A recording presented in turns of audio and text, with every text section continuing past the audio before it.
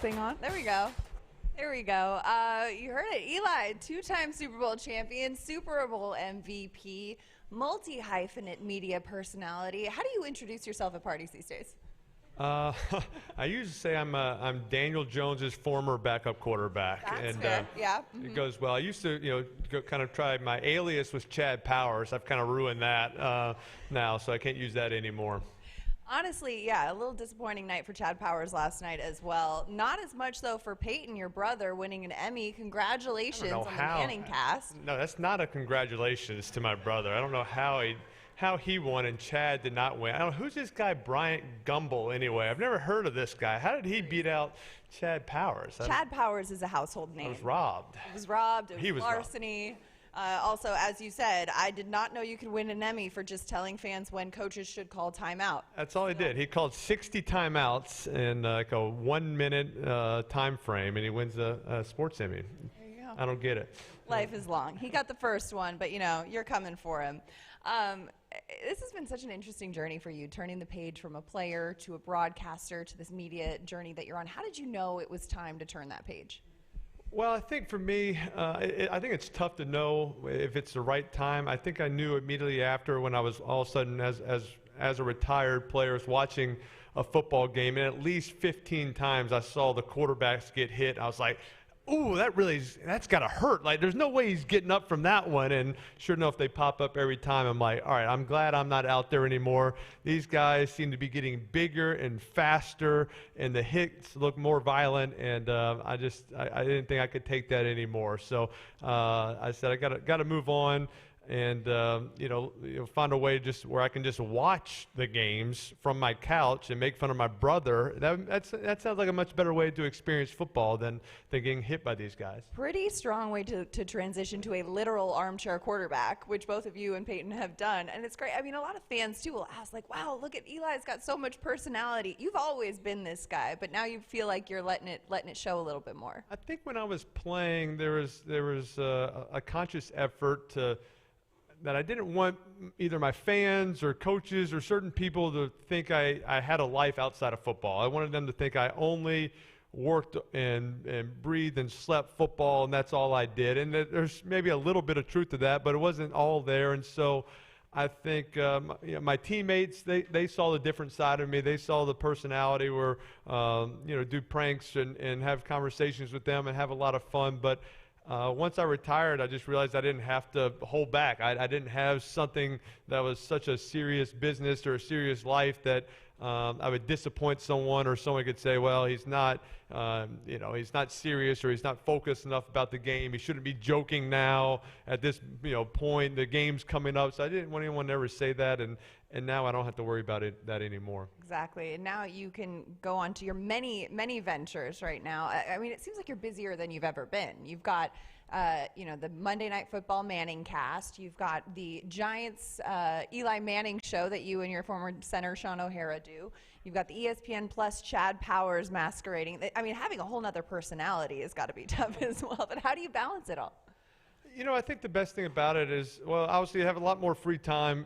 Football took up so much time. It took up 8 months of your life just with in season, let alone off season and practices and workouts and everything. So I think the best part about it is you can still kind of pick out certain times where, hey, I'm going to be really busy this week. I'm going to knock out a bunch of these things because we have spring break coming up with the kids, so I can take that week off. So there's not a whole lot of things where it's a set time, or you have to be here this time, or we have board meetings or this meetings besides Monday night at 8:15 for 10 Monday night football games, which really doesn't get in the way of too much besides maybe a bath time or like reading a book to a kid. But they can handle one night away. So a lot of it is not a set time where I can kind of look at the schedule or schedule things during certain times where it makes sense, or if I knew I'm traveling and going to be on the West Coast, I can knock out a few things so don't have to do multiple trips. So it is a lot of coordination, a lot of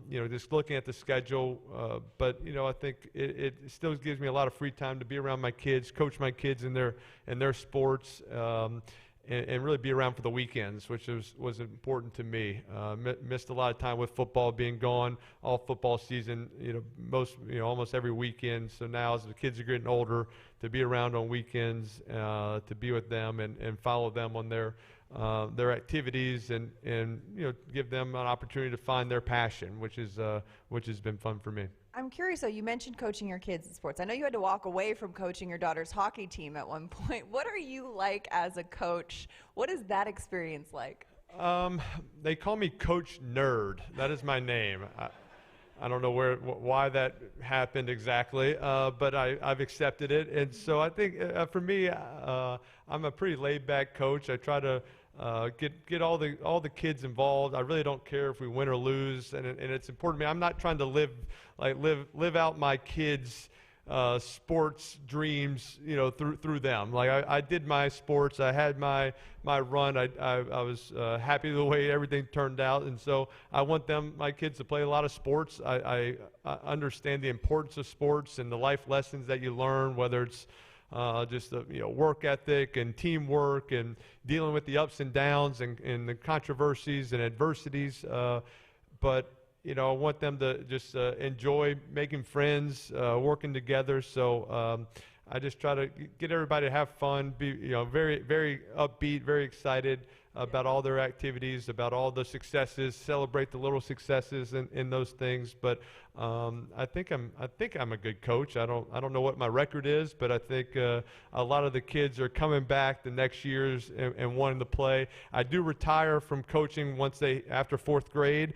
I figured fifth grade is when the parents start sending the emails about like playing time and should be doing this. And once I get that, I'm like, no, I'm done. I don't deal with interaction. I don't know how you found my email in the first place, and so I'm out. I'm out. That's a strong line to give, and I respect it. But switching gears back to, so you and Peyton have found so much success in this Manningcast, so much so that you see multiple other media outlets trying to emulate it. Is this something like, when did you feel what an impact you guys were having, not just in the Monday Night Football world, but in the world of sports media? Well, I think it's just the way.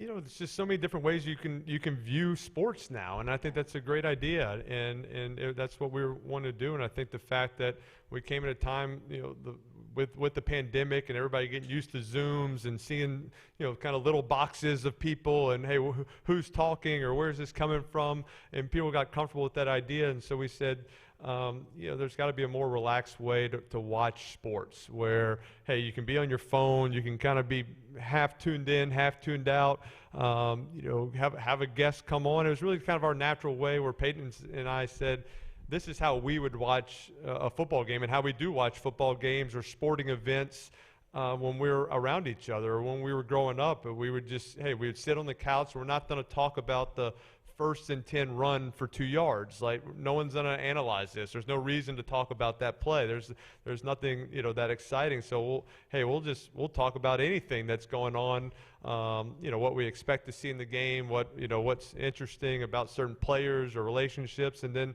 every once in a while Snoop Dogg just pops in our living room, which happens all the time. That was just like a daily occurrence growing up. And or maybe, former President Obama might just like hop in the room, and all of a sudden I'm interviewing a former president. Like, I'm so not qualified to interview a former president on so many levels, which I think makes it fun. It's still very, very raw, and some of the things going on, some of our ideas have been terrible ideas, but then, we're kind of figuring that out, like in the new world. Peyton trying to like put on a helmet and call a play to me. It went terrible. The helmet didn't fit. He's like cursing at somebody. That shouldn't be surprising. The helmet didn't fit. That yeah, exactly. I'm making fun of him for his big forehead, and like afterward, like the next week. That's the funny part about like this style. The next week, just that was like our first show we'd ever done. So we're like, hey, what worked? What didn't work? What do we want to do more? I'm like, I don't think we should try the helmet idea anymore. And then the producers come back. They're like, well, that was like our most viral moment of the whole show. I'm like, oh, okay. So we need really bad ideas. Like, I can come up with some really bad ideas if that's what we're looking for. But I think the fact that Peyton and I called each other out on our mistakes before it even has a chance to like hit the media or hit social media. Like if I see something, hey, or you make a mistake or I make a mistake, I'm going to call you out right away. And we're not sensitive. We've grown up in a locker room where that's like the number one rule. You can't be sensitive. Sensitivity fines happen all the time in sports. Yeah, I mean, and you guys, the authenticity of the brotherly relationship, whether you're calling them out for eating on air or what have you, but those, being fearless and coming up with these ideas, like you said, you got to come up with some more bad ideas. Was there ever a moment where you're like, I don't want to suggest this, or I don't want to suggest that, and then you're like, all right, let's go for it? Yeah, I mean, I think that was the idea. Just all ideas can be good ideas, and so. I remember before our first show that we're doing, Peyton was very nervous. He's like, I don't think we have enough like scripted stuff. And I'm like, we don't need scripted stuff. There's a football game going on. And he's like, what are we going to talk about? I was like, I know something will pop up. Like we have enough information and enough knowledge about games, what should be happening.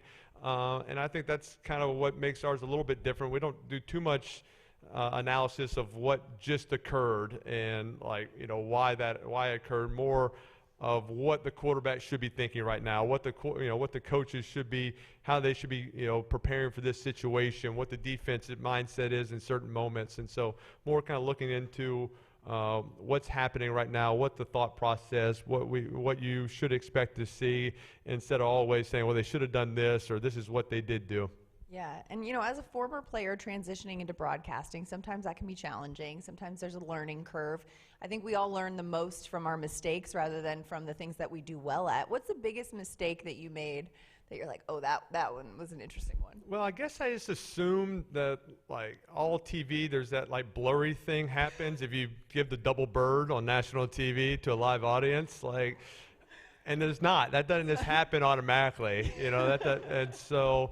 That was probably I gave national TV the double middle finger, but I did learn something neat or interesting about that. I didn't get in that much trouble because I did it in context. It wasn't me saying to you people, hey, here's the bird. I was telling a story of a fan's giving that to me, and I'm telling the crowd. So that was good.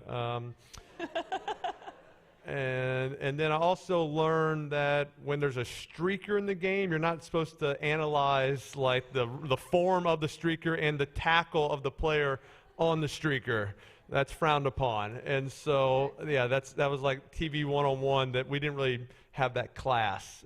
Peyton and I basically said, hey, like here's a mic, here's a game. Like go for it, figure it out, and we'll just correct you along the way on all your mistakes. So every season, every year, we get a lot of curse words, some from Peyton, some from guests that we have to apologize for that. So I feel like we're apologizing for a lot of things on the show, which I guess I don't know. I guess people enjoy that part. Seem to. It makes it memorable indeed.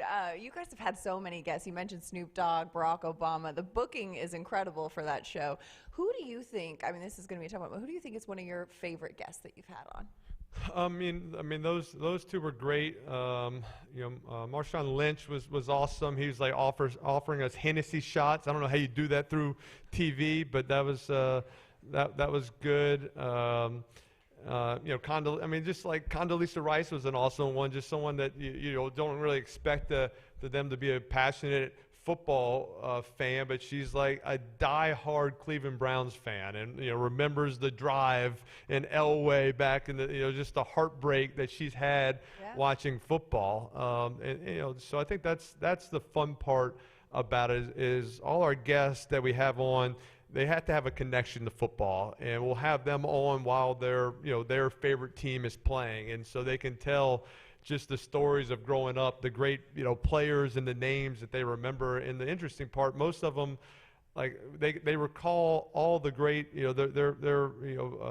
recall all the players that when they were kind of like 12 to 16 years old is like their fondest memory. That's when the names and the players, where you're watching football every Sunday and you're so die hard into it. And as you get older, you're still a fan, but you have other things pulling you away. You might have have your own kids. You're maybe not looking at the roster every single day and memorizing the names and the numbers. So to just see that passion and see that so many people kind of have that same passion that I had when I was that age, and still have at this age, that they're into it, is really neat. Yeah, I mean, you guys get to tell a lot of stories, get to kind of get to know a lot of people in a really comfortable setting, and you and Peyton have done a really good job of creating that space. And not just on the Manningcast, though, of course, we're talking about that, but you have so many other ventures. We talked about the Eli Manning show and Eli's Places and all the other things that you do.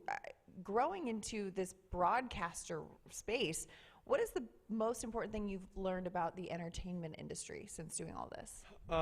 Just to have a great supporting cast, and to have people, that help me and help the ideas come together. And whether all those things. Now I'm so used to being interviewed, and they ask the questions, and you can come up with stories. Now I'm working on the other side. I have to start asking the questions, which I had never done before. So just whether it's on the Manningcast, the Eli Manning show, I'm having to come up with questions, have to understand how to listen to the question, maybe have a follow-up, but have my next question prepared to to move on, and how to transition into different things. So so it's learning that. And it's I think with me, I've always said I'm very coachable. And I remember, as a football player, even in my 16th year, and we had a new quarterback coach who's, at this point I'm older than the quarterback coach, and I'm saying, hey, I want to be coached. If I'm doing something wrong, tell me, yell at me, be hard on me. And so I tell all the people, producers and people on the show, same deal. Hey, coach me up.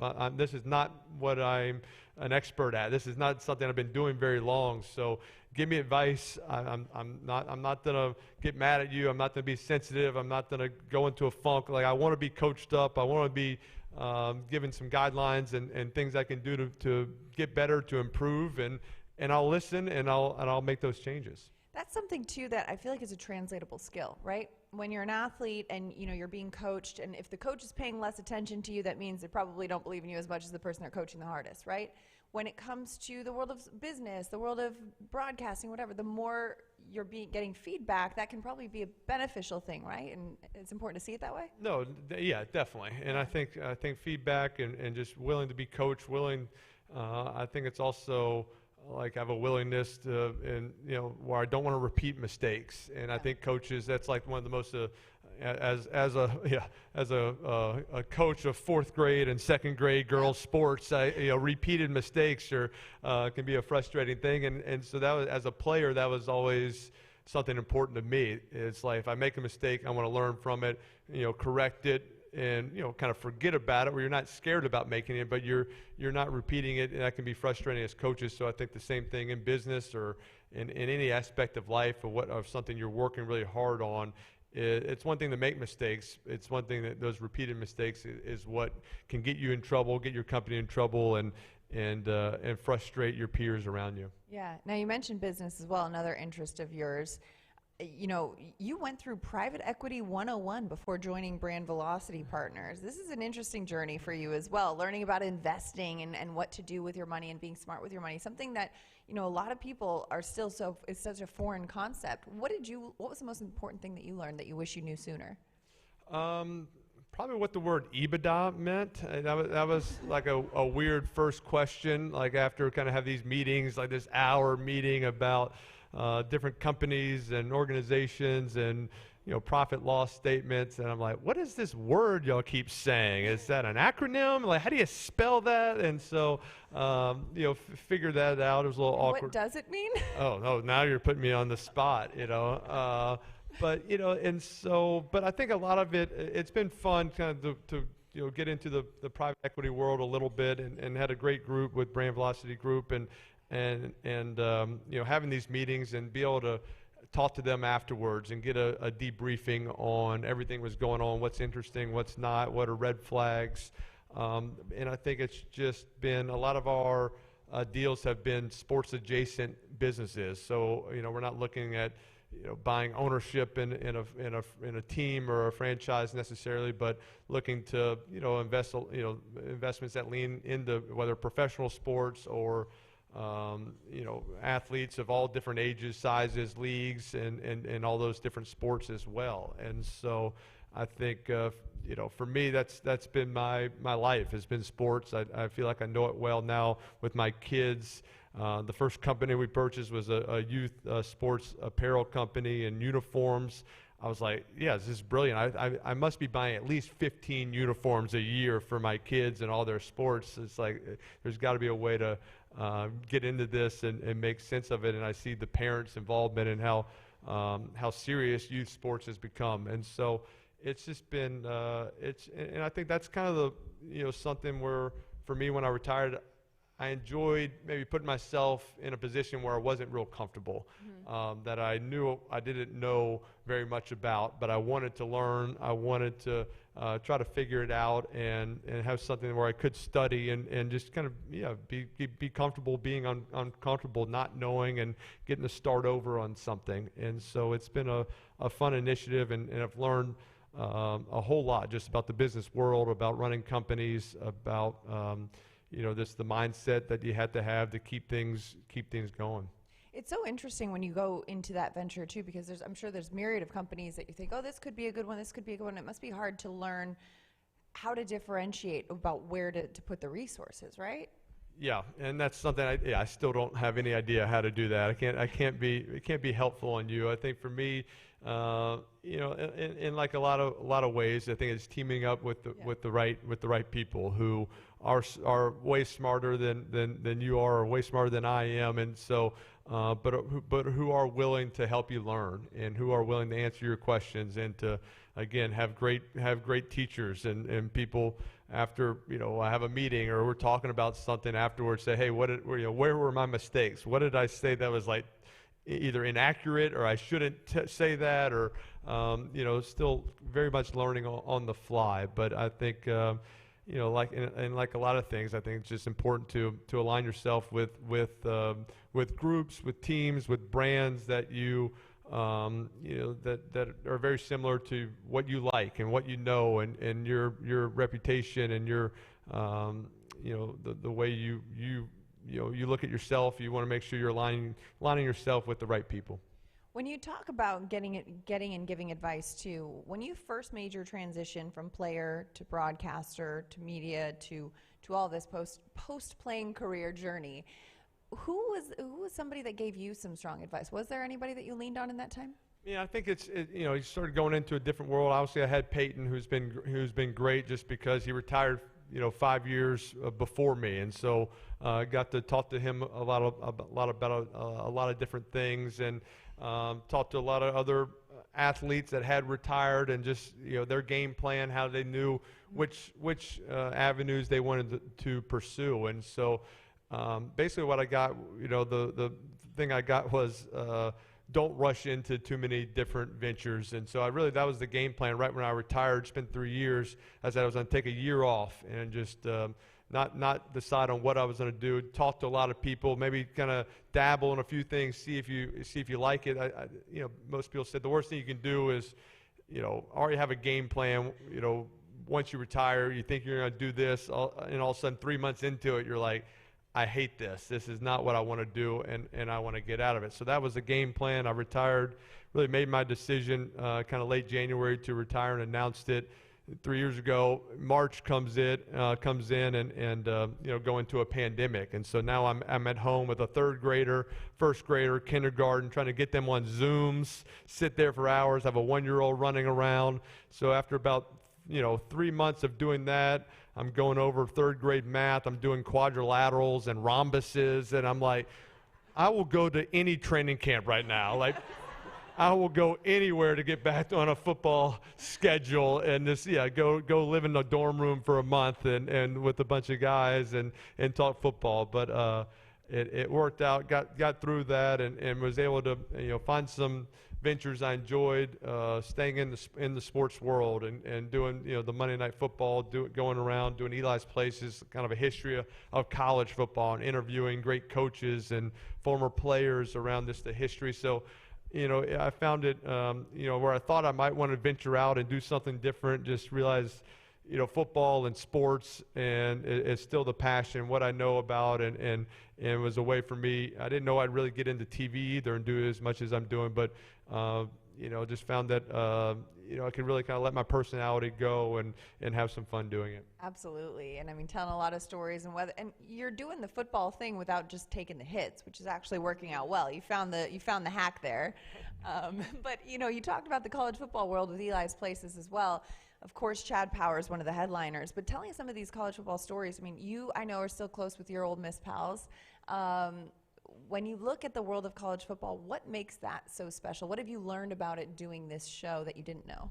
Well, I think just the passion of fans on so many places. And, I kind of grew up in the South. It was all about the SEC, but now having been up here in the Northeast. And this year, because of kind of the Chad Powers success, I went to my first kind of Big Ten and went to a Penn State whiteout game this year, and I was like, wow, this is pretty impressive. 107,000 people packed in the stadium an hour before kickoff, all in white T-shirts, and so just the traditions of different colleges, and how they tailgate, what they do on Friday nights, what they do after games, what the bands does, what the students, or how they greet the team, and so just so many traditions that have been going on for 100 years around college football has been great. Just the different stories, whether it's interviewing Nick Saban on some of his things he does to get his team ready, to interviewing Tim Tebow in the swamp, and so going out to so many BYU and Ty Detmer and the history out there. So just seeing all the different the unique traits that these different colleges have has been really fun. And I know we keep referencing Chad Powers as though I assume everyone here knows the legend that is this man. But essentially, Eli Manning, in full makeup, in full costume, went through a tryout and it kind of almost made the team. I think I would have made it, and then they found out I was 42 years old.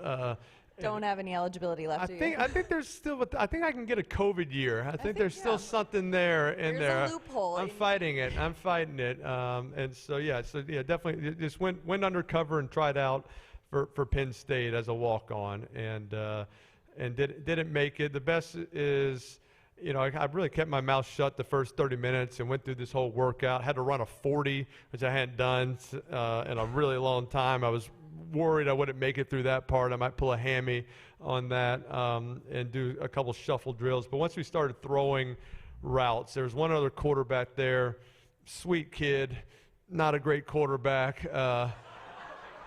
And so I knew once I started throwing, I was going to look very different from that kid. And so all of a sudden, as I'm warming up and I'm throwing, I'm kind of talking a lot of football language to the quarterback coach and say, hey, I'm going to throw a 3-no hitch here. Hey, I'm going to read this seam slug, go look to my left, come back to my seam, get to my hinge route on the right. And this guy's like, now who is this guy? Like, this guy throws it pretty good. And I really had no game plan on what to say. And he started asking me questions, and I just started making up stories about my mom was my coach. I was homeschooled.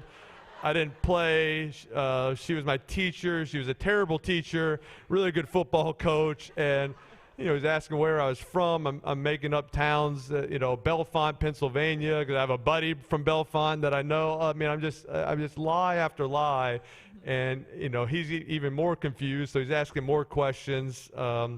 And then eventually these kids, you got to think about, these are 18-year-old kids trying out to make a football team and want to be able to walk on at Penn State. So the competitive juices start going, and they're doing routes on there. They're doing one-on-one. Receivers are running routes versus defensive backs.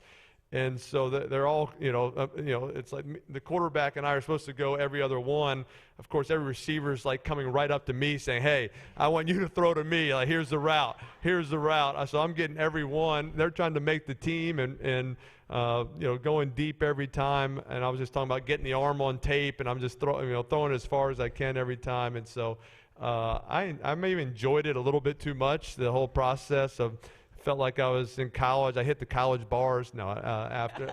But it was a fun day. I mean, it's not often you see ESPN cameras out at a walk-on tryout. So I'm curious what the story that was told to get that through was.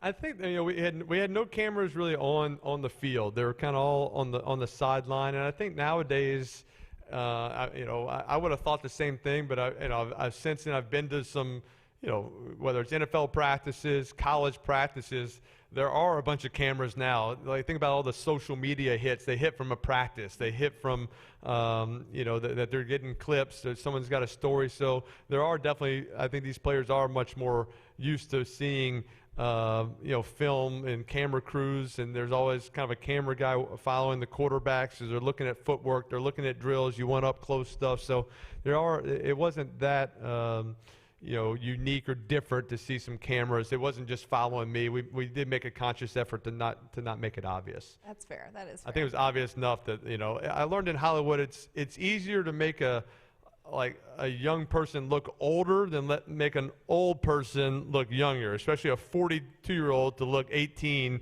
is very, very hard to do. A lot of respect to the makeup crew and the prosthetics in that one. If you haven't seen it, check it out. An incredible episode of Eli's Places. You've done so much since your playing career, and it feels like this next chapter for you is just getting started and really just taking off the ground.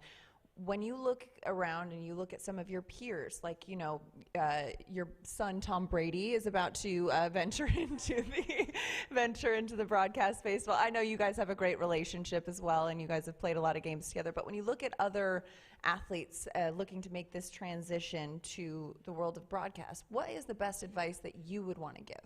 I think just you got to be yourself. You got to be your own, kind of whatever your personality is. Don't change from that. I think if you try to turn into something you're not, or change, it'll be sniffed out. It won't be genuine. And so I don't think you have to be perfect. I think kind of create your own style. And I think there's nowadays there's kind of more than one way that you can do things. I think there used to be like, hey, this is the way you have to be. This is the way you have to do it.